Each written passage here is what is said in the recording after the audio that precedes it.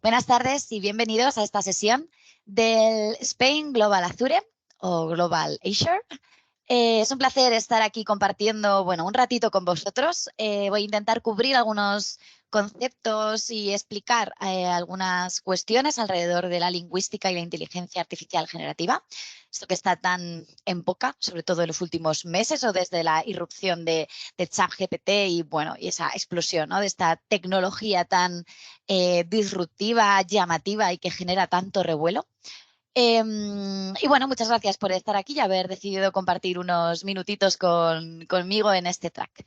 Como os digo, la sesión se llama Lingüística e Inteligencia Artificial Generativa. Me llamo Paula García Esteban, pero antes de meternos en materia, sí que me gustaría, y es nuestro deber y un orgullo, poder mencionar a todos nuestros patrocinadores, no los voy a mencionar, los vamos a ver en pantalla, porque mi propuesta contaba, a priori pues quería tener 50 minutos para contar todo esto, pero va a ser un poco una sesión resumida, así que espero aclarar bien los conceptos, pero sin más. Muchas gracias a todos los patrocinadores y a los organizadores que hacen posible este tipo de eventos, porque sin ellos pues nada de esto sería posible y gracias a vosotros, porque si no hubiera comunidad detrás que consume este tipo de eventos, pues tampoco tendría sentido. Así que, gracias a todos por vuestro trabajo o por estar aquí.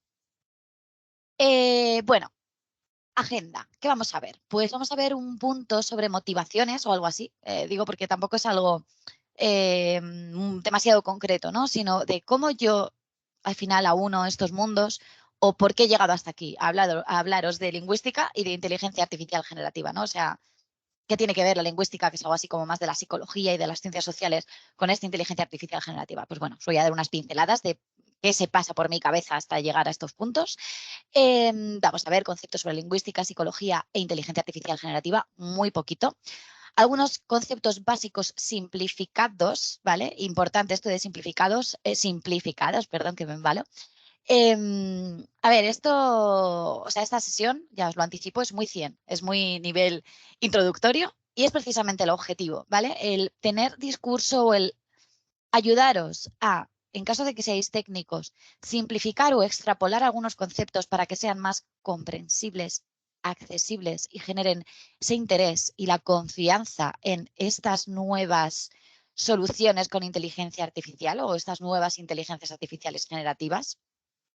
Y al mismo tiempo, si sois perfiles que conocéis menos esta materia, pues la entendáis de otra manera, ¿vale? O sea, es un grado de abstracción, entiendo que mayor a lo que a lo mejor estáis habituados o lo que esperáis en este tipo de eventos de la comunidad, pero para mí es una aproximación que sirve para llegar a cualquier perfil, ¿vale? Y la prueba la hice recientemente con mis padres, que les conté lo que era la inteligencia artificial generativa y dijeron, ¡hala, pues es verdad, tiene sentido!, ¿vale? O sea, es muy divulgativa esta sesión, así que si esperáis que algo más técnico, espero al menos aportaros algo de luz y ayudaros en vuestro camino de divulgar o convencer de que esta inteligencia artificial generativa puede ser muy, muy interesante en un entorno laboral o incluso, personal, ¿vale?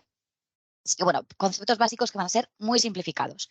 Y luego, vamos a ver esa relación entre la inteligencia artificial y la neurociencia. Es más, voy a utilizar esa analogía muchas veces para simplificar estos conceptos, ¿vale?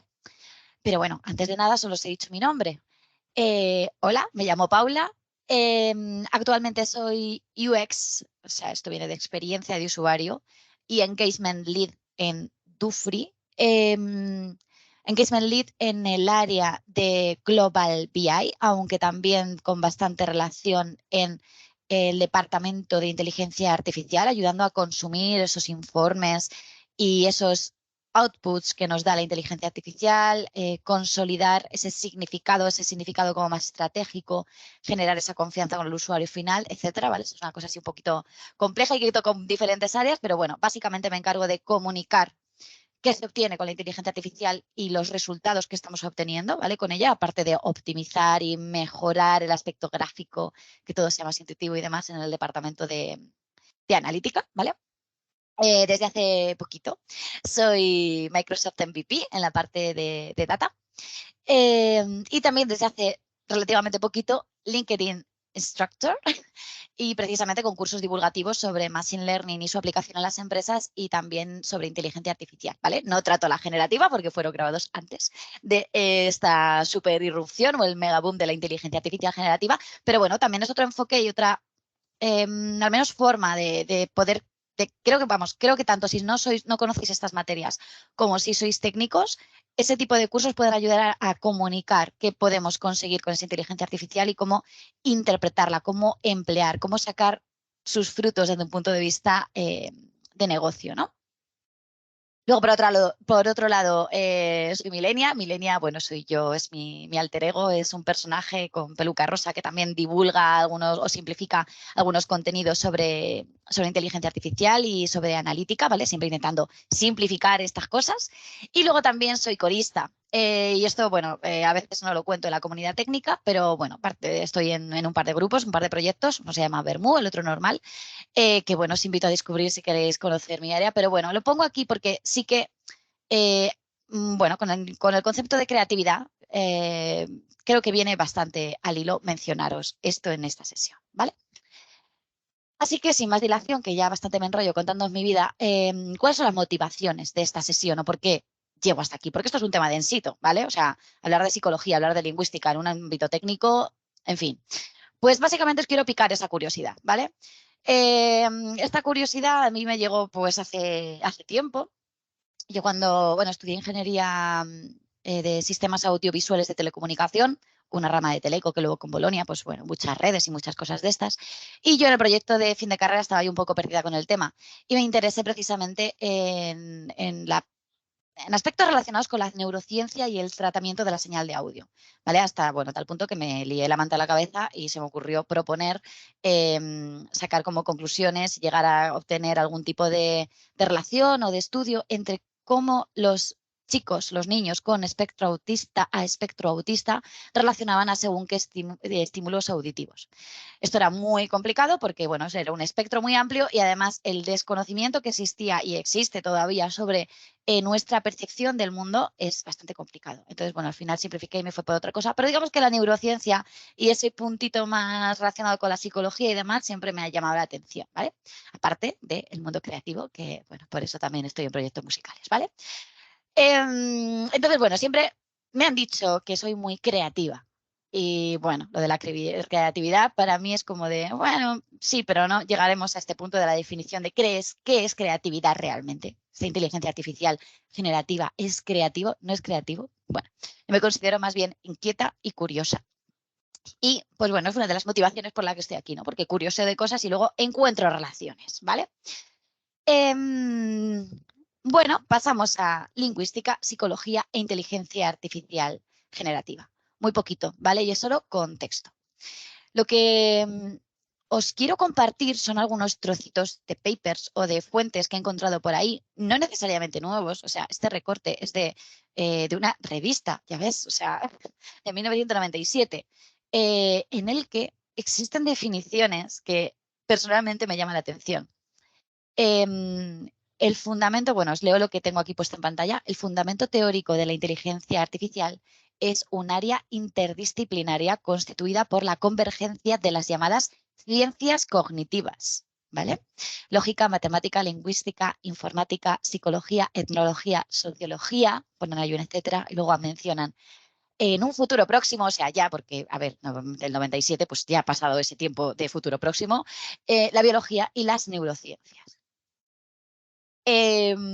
Curioso, porque este paper, este documento habla sobre lingüística, que os invito a buscar y curiosear si os apetece. Pero es que también la psicología ha utilizado la tecnología para aprender sobre el lenguaje. O sea, esto digamos que es como, o sea, al final es como dos caras de la misma moneda, ¿no? Digamos que desde hace ya mucho, este texto es de 1978, eh, habla de esa contribución de la lingüística generativa a la psicología actual, ¿vale?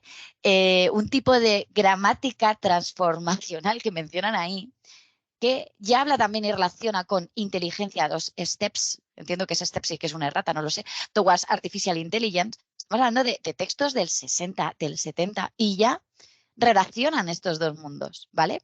Ese mundo desconocido como nuestra comprensión y nuestra percepción del mundo que nos rodea. De hecho, hablo también mucho en la comunidad sobre la percepción de los datos y por qué los visuales ayudan y en qué teorías de la percepción podemos basarnos para crear dashboards más efectivos, ¿vale? Que por eso se ha señalado también ahí a Miller con su teoría del número mágico del 7 más menos 2, porque no podemos procesar más de determinada cantidad de elementos. O sea, son dos ámbitos que están mucho más cercanos a las ciencias, a la analítica y a la inteligencia artificial de lo que muchas veces pensamos o dedicamos tiempo a pensar sobre estos temas, ¿no?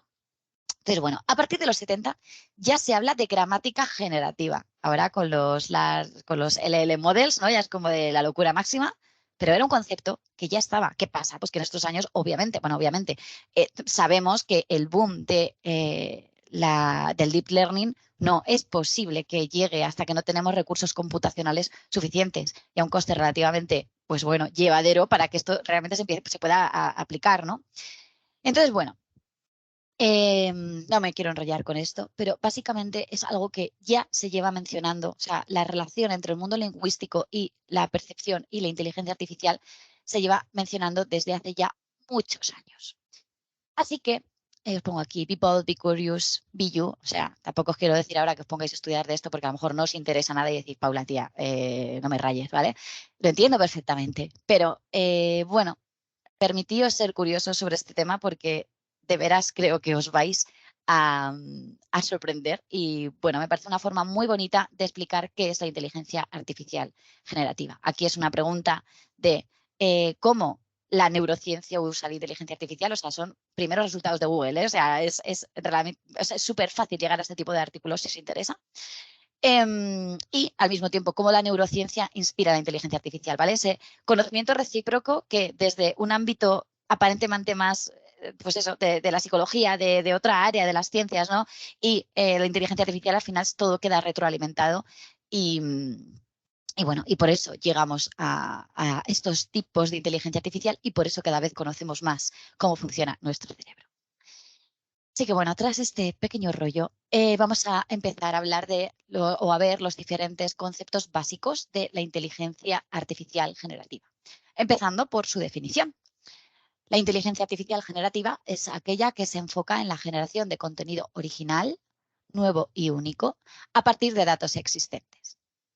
A partir de datos existentes ya sabemos que, bueno, se nutre esta inteligencia artificial de muchos recursos de Internet, de enciclopedias, bancos de imágenes, bueno, diferentes fuentes, muchísimas fuentes, para generar contenido nuevo y único, ¿vale? Inexistente previamente.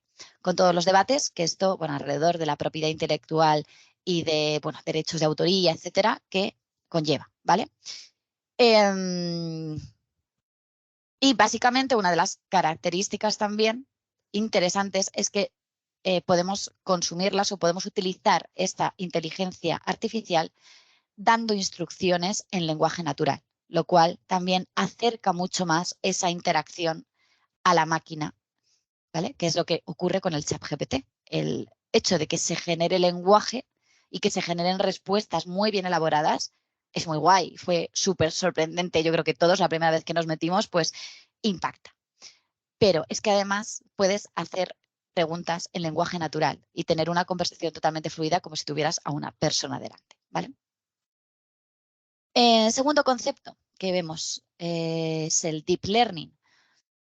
Como os decía, el deep learning, o al menos ese concepto, nace hace muchos años también, ¿vale? Alrededor de los años 50, si no me equivoco ahora, es cuando se empieza a hablar del concepto de neurona artificial, ¿vale? Sabiendo que no era algo biológico, ¿no? Sino algo pues más compuesto de operadores matemáticos, ¿vale? Circuitos, cosas así, pero al final es un proceso de aprendizaje muy parecido a cómo funciona nuestro cerebro, ¿vale? Nuestro cerebro, nuestras neuronas, a partir de esa sinapsis, crean relaciones entre ellas. Y cuanto más aprendemos sobre una cosa, más fuerte crea esa relación dentro de esas neuronas, ¿vale? Que al final es como el aprendizaje profundo. Tenemos capas y capas y a partir de esas iteraciones es cuando se consolidan esos lazos o se llegan a esas relaciones que nos ayudan a definir o a identificar patrones complejos en los datos.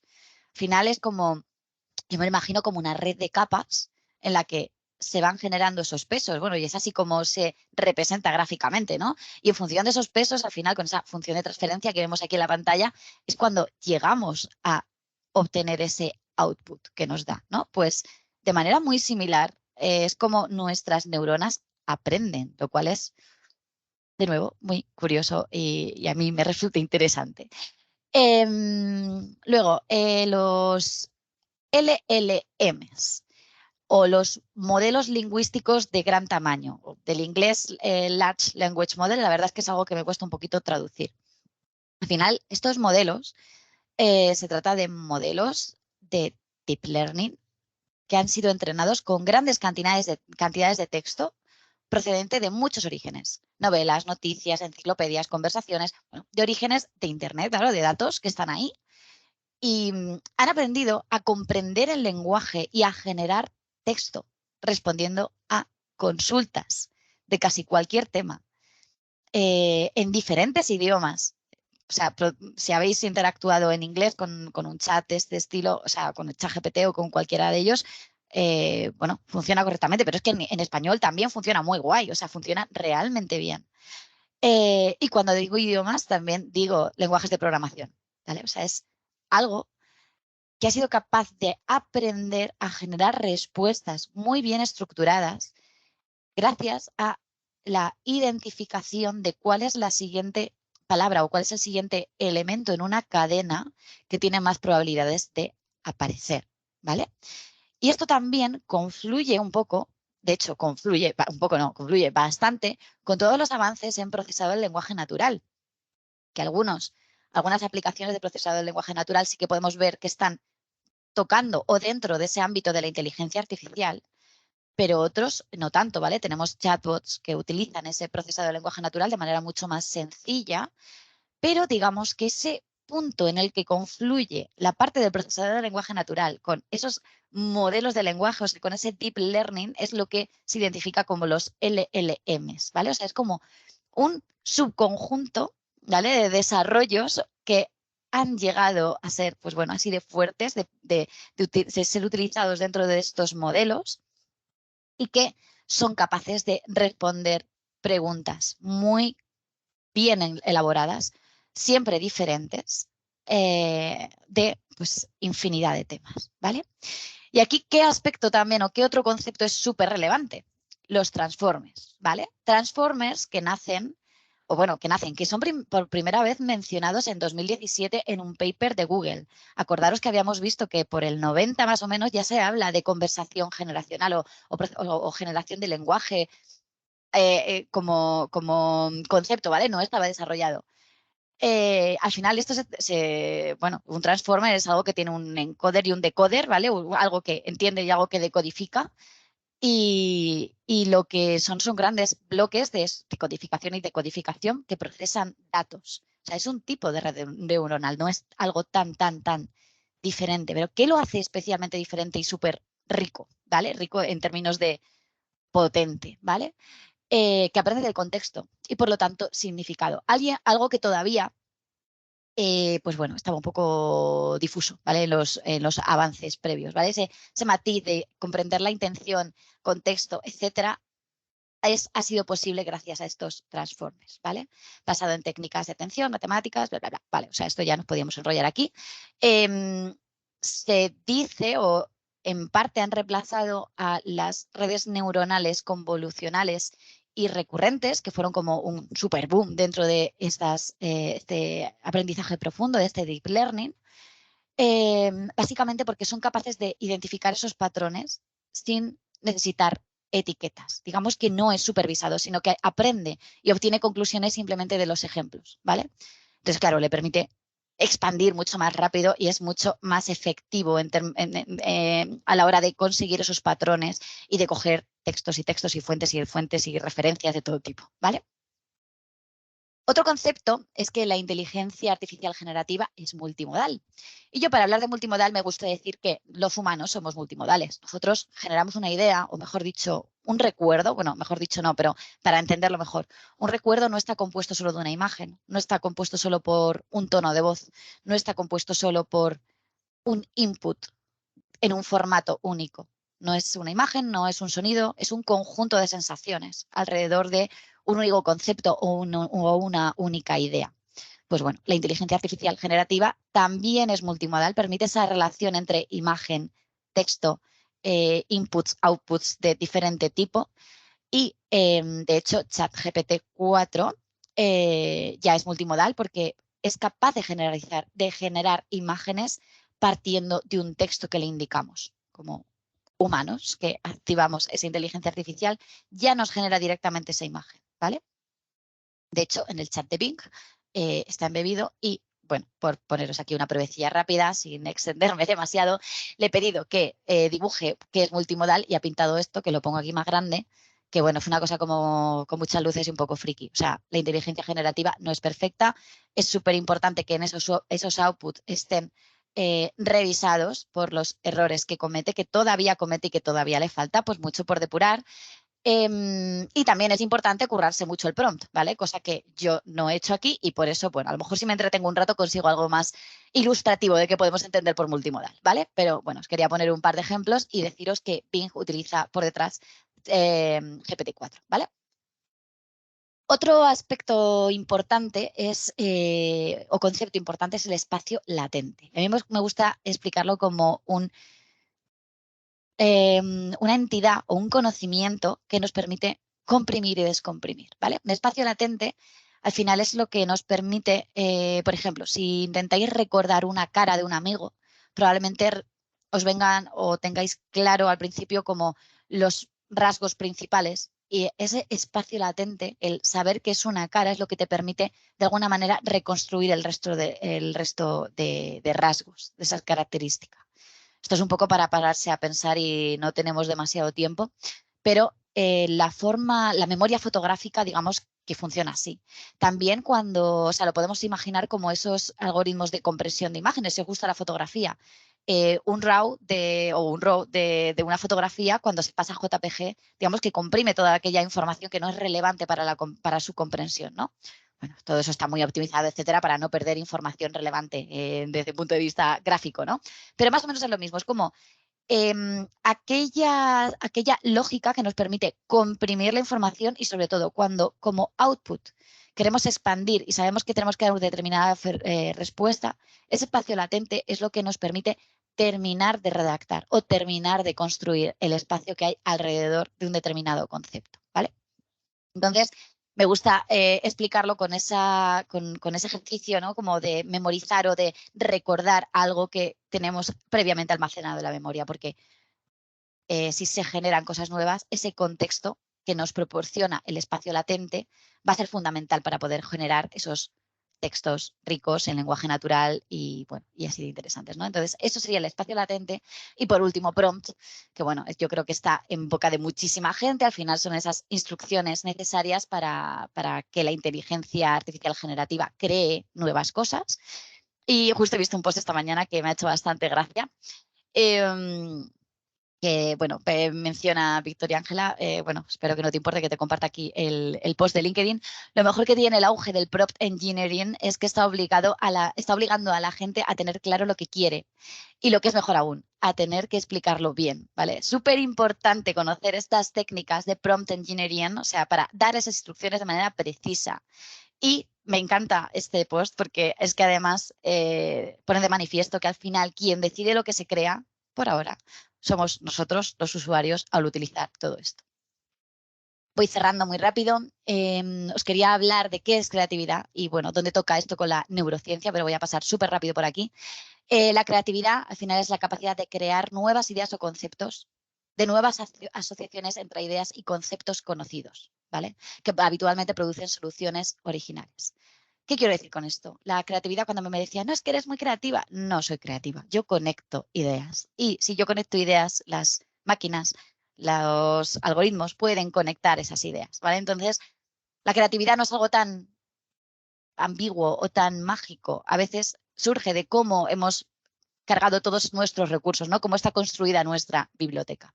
Esta definición es de Wikipedia y me hace gracia porque habla de que también está presente, o sea, que está presente en la cognición humana, pero, bueno, que también en algunos primates superiores, pero que está ausente en la computación algorítmica. Así que, bueno, espero que lo revisen próximamente.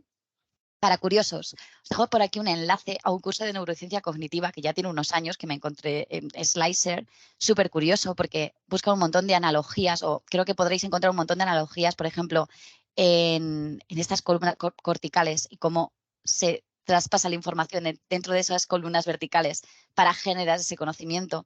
Y habla de bastantes conceptos que son muy, se puede encontrar muy fácilmente esa analogía con la inteligencia artificial y en concreto con la inteligencia artificial generativa.